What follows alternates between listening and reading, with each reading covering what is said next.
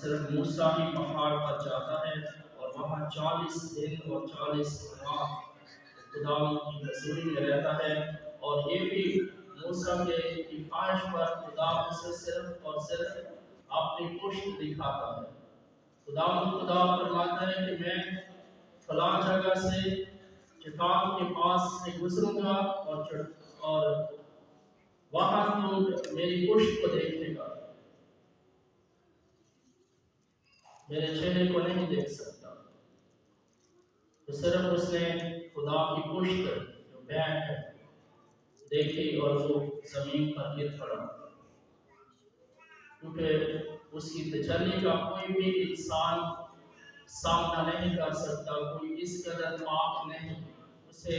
دیکھنے کے لیے بہت ہی پاک اور صاف آنکھیں ہونی چاہیے، اس کا دیدار کر سکتا ہے۔ تو کوئی انسان ہے نہیں، تو اس لیے خدا فرماتا ہے کہ کوئی بھی انسان میرے چہرے کا دیدار نہیں کر سکتا۔ اور یہاں پر ہم دیکھتے ہیں، یہ میں آپ کو یہ جو بھید ہے جو واضح طور پر بتاؤں گا اس تبدیلی صورت میں، جو خدا اپنا چہرہ ہمیں دکھاتا ہے، انسانوں کو دکھاتا ہے۔ تو اس میں ہم دیکھتے ہیں خروج کی کتاب اس کے 24ویں باب میں اس کی 12ویں آیت سے 18ویں آیت تک ہے، اور خداوند نے موسیٰ سے فرمایا کہ پہاڑ پر چڑھ کر میرے پاس آ اور وہاں ٹھہر جب تک کہ میں تجھے پتھر کی لوحیں اور شریعت اور احکام نہ دوں جو میں نے ان کی تعلیم کے لیے لکھے ہیں۔ تب موسیٰ اور اس کا خادم یوشع اٹھے اور موسیٰ خدا کے پہاڑ پر چڑھ گیا، اور اس نے بزرگوں سے کہا کہ تم ہمارے لیے یہاں پر بیٹھو۔ جیسے ہم انجیل مقدس میں ہم دیکھتے ہیں کہ یہ 3 شاگرد، خداوند 12 شاگردوں میں سے 3 کو لیتا ہے، لیکن 3 بھی آگے نہیں جاتے۔ جہاں پر موسیٰ اور الیاس خداوند سے باتیں کرتے ہیں وہاں نہیں، یہ پیچھے بیٹھ کر تو سارا وہ منظر دیکھ رہے ہیں۔ تو اسی طرح موسیٰ نے بھی 3 کو لیا، جہاں پر 3 کا نام بھی لکھا ہے، اس میں ہارون اور ناداب اور نبی یعقوب، یہ 3 آدمی تھے جن کو لیا اور پہاڑ پر موسیٰ خداوند کے پاس جاتا ہے۔ کیونکہ اس میں جو پیرل جو سٹڈی ہے، اگر ہم اس کو جو تبدیلی صورت کا واقعہ ہے اور خروج میں جو 24واں اور 34واں باب ہے اس میں دیکھیں تو بہت ساری ہمیں سملیرٹیز ملے گی، بہت سی جو چیزیں ہیں ایک جیسی ملے گی۔ اور جب تک کہ میں تمہارے پاس واپس نہ آؤں، اور دیکھو ہارون اور ہور ساتھ تھے، ہارون اس کا بھائی اور ہور ساتھ تھے، اور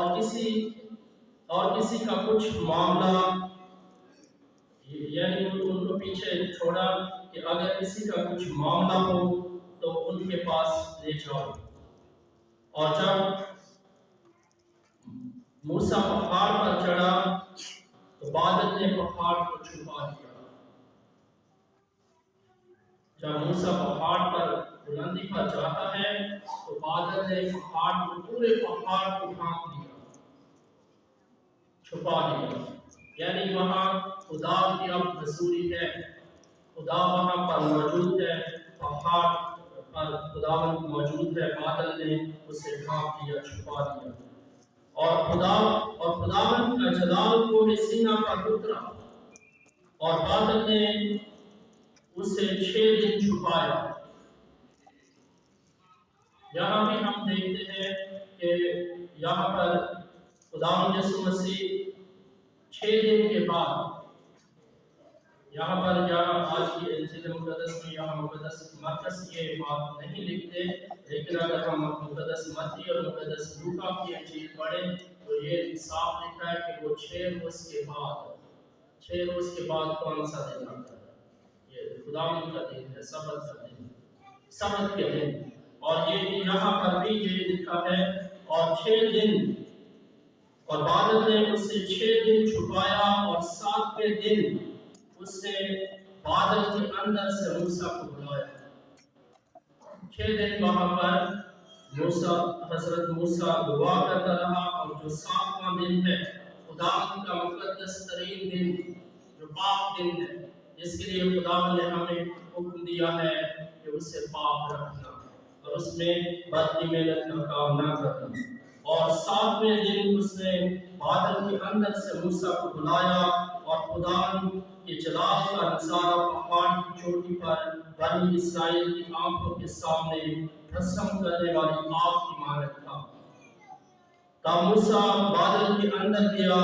और पहाड़ पर चढ़ा और मूसा पहाड़ पर 40 दिन और 40 रात